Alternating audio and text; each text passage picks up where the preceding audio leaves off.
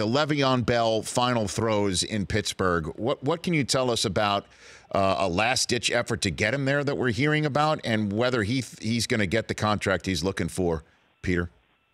I've just heard what you heard, that the Steelers really wanted him to come in. They wanted, basically 7 weeks of insurance. Now, he almost certainly wouldn't have been active this week, and maybe not even next week, but or the next game. But I think, obviously, the Steelers thought his return to the team could have been managed, and I never put anything past Mike Tomlin. He just handles it.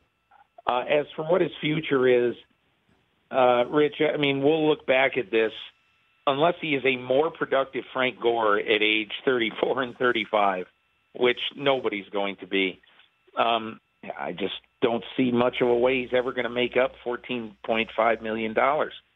I don't quite understand why, especially when I do believe that there could have been a job share situation this year in Pittsburgh where he would not have gotten beaten up like he did. When I say beaten up, like maybe overused in his mind, which he was often in the pre-James Conner days. Conner last year was never healthy.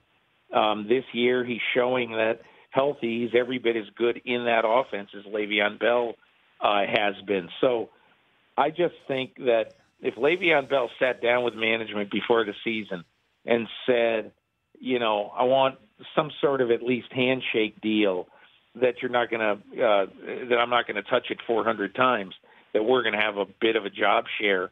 I want to play, and I'll play. And that's why this thing makes so little sense to me. And I don't know how anybody can look at it, Rich, and say, I'd pay Le'Veon Bell $17 million, or somebody will, like the Jets, let's say. And I think he'll be a good player, too. But, I mean, I would much rather spend very big money on a difference maker at another position. When the 67th pick in the draft in 2017 is the offensive rookie of the year, Alvin Kamara, and the 86th pick in 2017, Kareem Hunt, is the rushing champion, you sort of start to get the idea. Obviously, that's not the first time that lower-picked running backs become huge stars. And that's why I tend to want to spend my $17 million elsewhere. The Rich Eisen Show, weekdays at noon Eastern on Audience.